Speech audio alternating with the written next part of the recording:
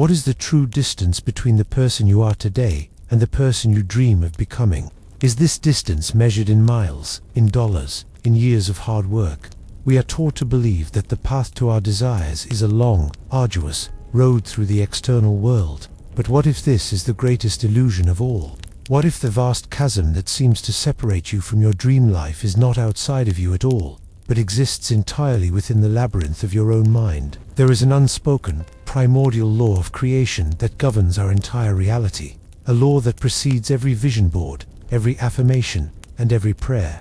It is simply this: you cannot physically attain that which you cannot first spiritually inhabit. You cannot hold in your hand what you have not first held in your heart and mind as an absolute, unquestionable reality. The universe does not respond to your wishes. It responds to your energetic residence. It gives you more of where you are already living. And for most of humanity, we are living within a prison we cannot see, built with bars we cannot touch, a prison of perception. Let's talk about the prison of perceptional. Let me tell you a story. Just the other day, I overheard a young, ambitious man speak of his dream. He said, with a spark in his eye, that one day he would own a Porsche. It was a beautiful, pure desire. So, I approached him and asked a simple question. That is a wonderful dream. But can you, right now, in this moment, close your eyes and feel what it is like to be driving that Porsche?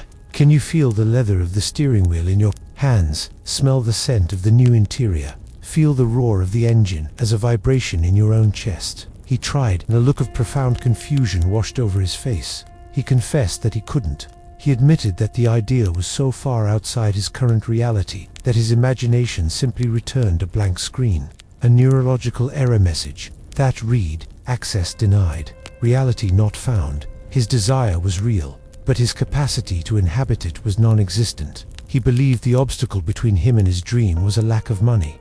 The true obstacle was a lack of imagination. He was standing inside an invisible prison, looking out at his dream through impenetrable bars. And what were those bars made of? They were not made of steel. They were woven from millions of tiny, invisible energetic threads.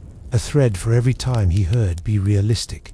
A thread for every news report about economic struggle he had ever consumed. A thread for every well-meaning parent or teacher who told him that people like us don't have things like that. Together, these threads of limitation formed the walls of his perceptual prison, and his dream would forever remain on the outside. Let us explore this with another example. 1. You have likely performed on yourself 1,000 times without realizing it. Imagine you decide to browse for your dream home online. What is the very first thing most people do? Before they look at the architecture, before they look at the neighborhood, before they even allow themselves to dream, they move their cursor to the price filter. They do a quick, subconscious calculation of their own perceived limitations, their salary, their savings, what the bank might lend them, and they set a ceiling. They tell the universe, do not show me anything beyond this point. I am not worthy. I am not capable. This is not a practical act. It is a profound subconscious act of self-rejection. Before the universe ever has a chance to say no, you have screamed no at yourself. By setting that filter, you are not just limiting your search results, you are broadcasting a powerful, continuous frequency out into the cosmos. You are declaring, this is the absolute upper limit of my worthiness. This is the maximum reality I am capable of receiving. And the universe, which is an impartial, impersonal mirror of your own energy, simply honors your declaration. It will never show you the million-dollar opportunities, the life-changing partnerships, or the miraculous synchronicities that exist just outside the prison of the price filter you have set for yourself. This is the nature of the scarcity program. It is a viral code, an operating system of limitation, installed in us from birth by our culture, our education, and our environment. It runs silently in the background of our consciousness, constantly auto-correcting our grandest dreams back down to what it deems possible, based on the data of our past. It is a survival mechanism from a bygone era, designed to keep us safe, within the familiar territory of the tribe. But in this new era of conscious creation, this safety program has become our primary prison.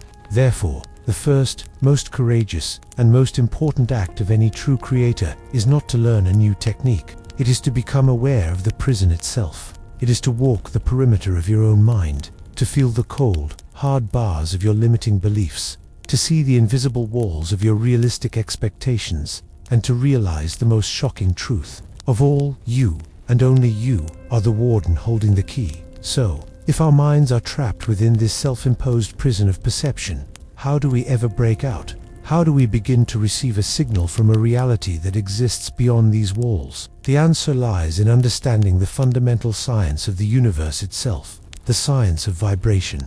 We have seen the invisible walls of the prison. We have felt its bars, forged from the limiting beliefs of our past. The key to dissolving this prison lies not in fighting against it, but in understanding the single most fundamental law of the universe, a law so simple yet so profound it governs all of creation. From the dance of galaxies to the beating of your own heart, it is the law of vibration. Everything you see, everything you are, everything you desire, is frequency. To understand this, I want you to stop thinking of yourself as a solid, physical body. That is a perception, an illusion created by your five senses. I want you to begin to see yourself for what you truly are, a highly sophisticated biological transceiver. You are a living, breathing radio, capable of both broadcasting and receiving energetic frequencies with every thought you think, every emotion you feel, and every breath you take. Now, imagine that reality itself is not one single, solid thing. Imagine it is an infinite spectrum of parallel stations, all broadcasting simultaneously, right here, right now. There is a reality, a radio station broadcasting the frequency of profound struggle and lack. Next to it, there is a station broadcasting the frequency of just getting by. And next to that, a station broadcasting comfortable but unfulfilled. And further up the dial, there are stations broadcasting frequencies of miraculous abundance, of soul-deep love, of vibrant health, and of creative genius. They all exist, they are all real, and they are all available to you in this very moment, separated only by vibration. So, if all of these realities exist simultaneously, why are you experiencing your specific, current one? It is because that is the station your transceiver is currently tuned to. The tuning dial on your personal radio is not a physical knob, it is the sum total of your dominant vibrational state. This state is a complex harmony composed of three main things: your deeply held subconscious beliefs, your most common emotional states, and the physical vibration of your body. These three things together create your frequency signature, and that signature determines which radio of reality you experience. Here, we must address a great spiritual misunderstanding.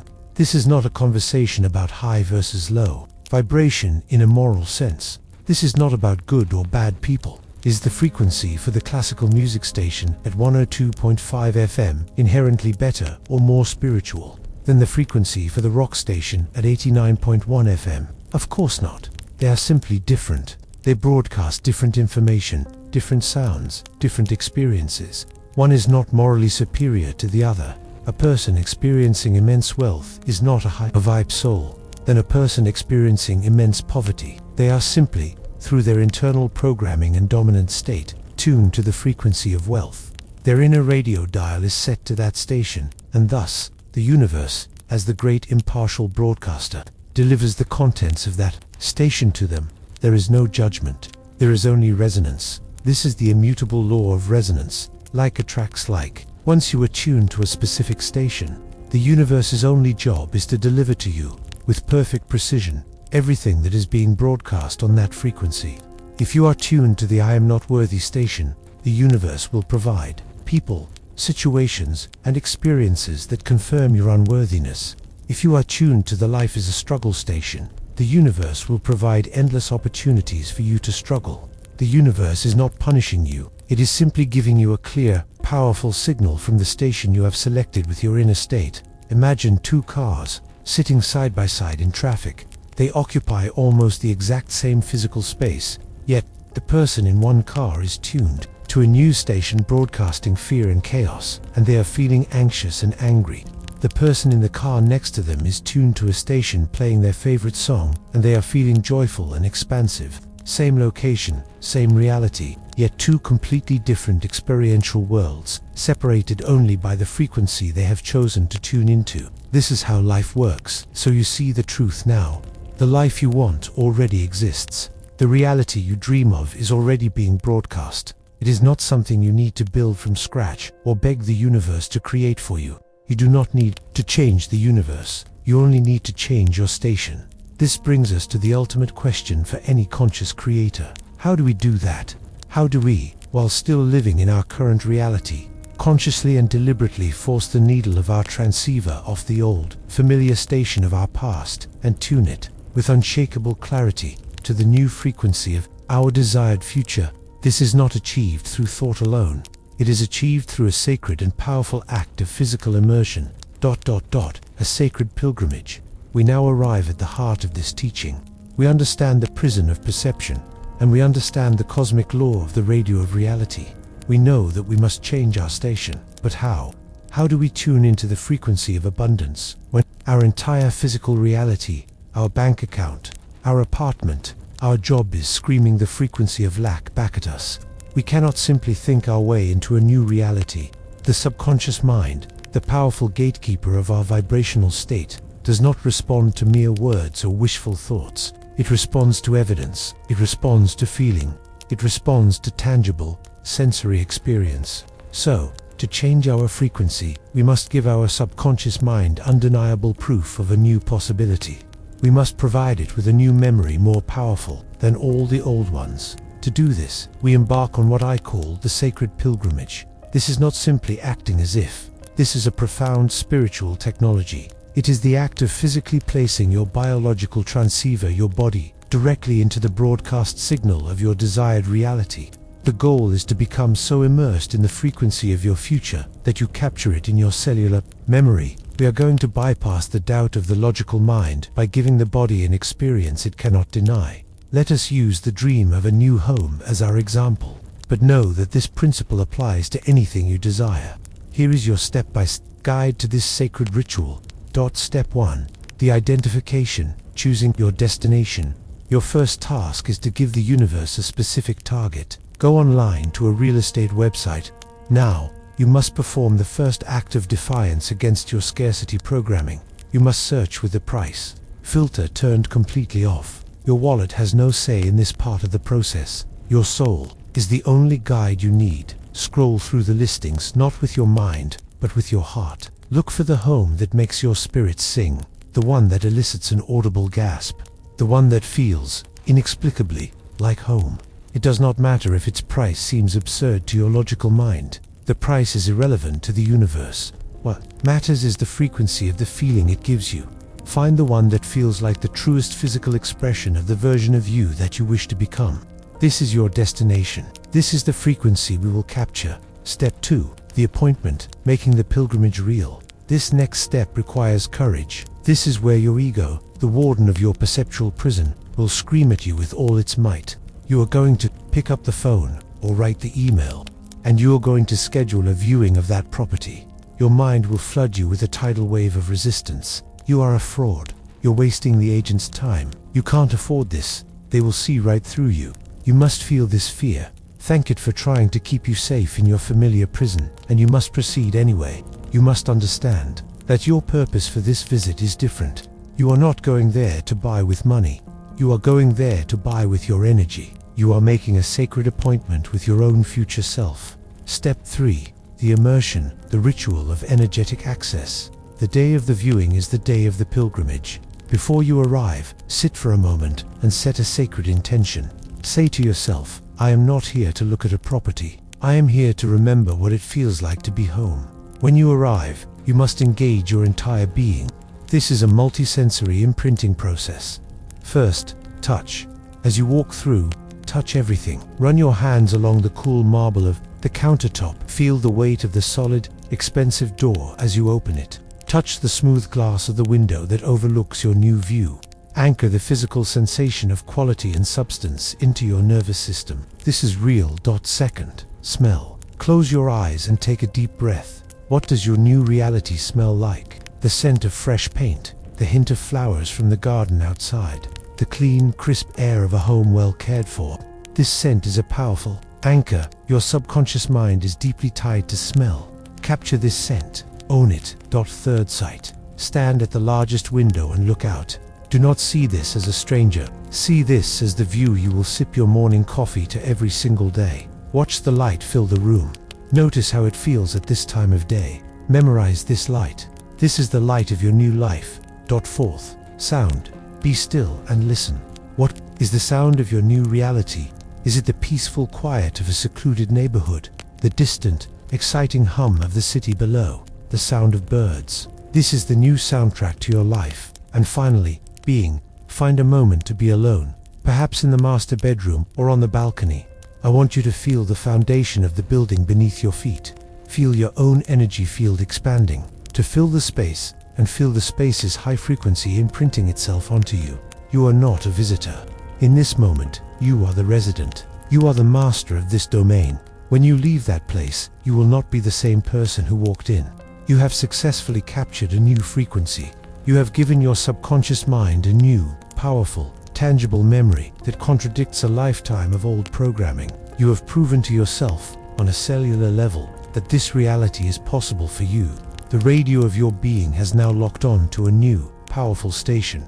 You have inhabited your future, and because you have inhabited it, the universe must now begin the great work of rearranging itself to make it your permanent home. But this is where the final and most subtle test begins. You have returned from your sacred pilgrimage. You are not the same person who began this journey. You have walked through the halls of your future. You have breathed its air, and you have carried back its precious, potent frequency within the very cells of your body. The seed of your new reality has been planted. The signal has been sent, but a signal sent once can fade. A seed planted must be nurtured. Your final task is to now transform from someone who has visited their new reality into someone who is that new reality. Your task is to become a truly magnetic self. A magnetic being is one whose energy is so pure, so coherent, and so completely aligned with their desire that the universe has no choice but to bend reality around them. This state of magnetism is not an accident. It is the result of consciously aligning what I call the Trinity of creation: your mind, your environment, and your embodied access. The first pillar of the Trinity, the sovereign mind. This is your internal world, the kingdom of your thoughts and beliefs. Having performed the pilgrimage, you now have a powerful new memory to anchor your mind upon. Your job is to become the vigilant guardian of this inner kingdom. You must consciously practice thinking from your new reality, not about it. When you think about your dream home, do not think, "I hope I get that home one day." You must now think, "I love the way the morning sun hits my new kitchen." You must speak of your desires in the past tense, as memories you are fondly recalling. This disciplined mental practice reinforces the new neural pathways in your brain, making the new reality your default mental state. The second pillar of the Trinity, the resonant environment. This is your current physical world. After your pilgrimage, you must begin to make small, symbolic changes in your current environment to signal that you are preparing for the new reality's arrival. This is critically important. If you wish to manifest wealth, you cannot live in an environment that constantly screams lack at you. This does not mean going into debt. It means curating your frequency. Clean your home, declutter your space to make room for new energy to enter. Buy one single high-quality object that makes you feel abundant, instead of 10 cheap ones. It could be a beautiful coffee mug, a luxurious pen, or a single, elegant piece of clothing. When you use it, you are touching the frequency of quality. Begin to dress like the version of yourself who has already succeeded. You are sending a powerful message to your subconscious that this new reality is not a fantasy. It is so real that you are already preparing your current space for its arrival. The third pillar of the Trinity, the embodied access. This is the pillar you just so powerfully built with your sacred pilgrimage. It is the act of continuing to seek out and immerse yourself in the frequency of your desire. This is why people who are achieving great success begin to associate with others who are on the same path. They join specific clubs, play certain sports, or move to specific neighborhoods. They are not just networking.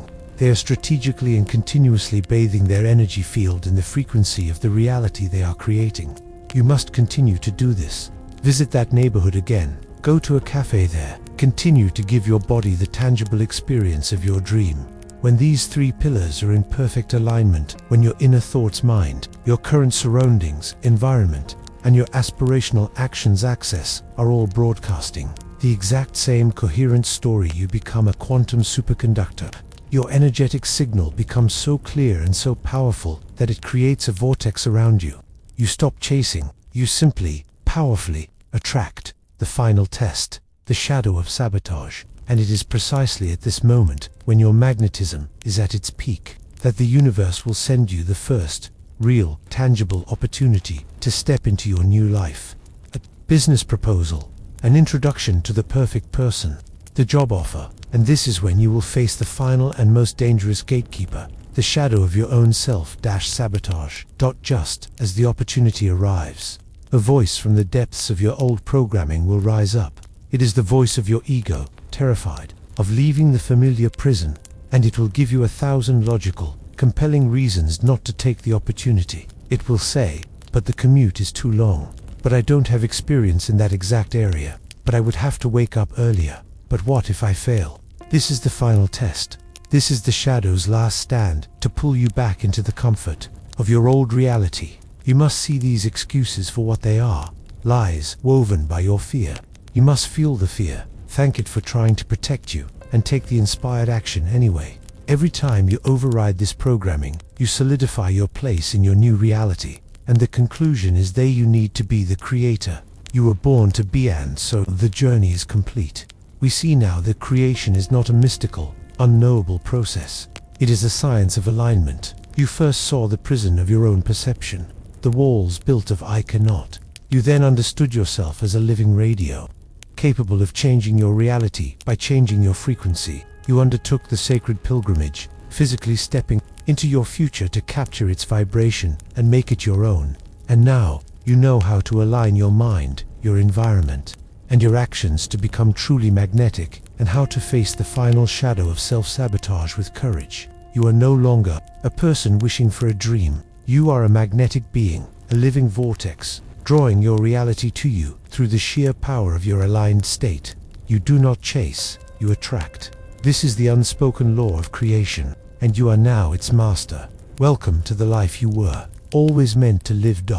Thank you for dedicating this time to your own mastery. If this teaching has resonated with you, I invite you to subscribe, to continue this journey of becoming a powerful, conscious creator. Your greatest work is just beginning.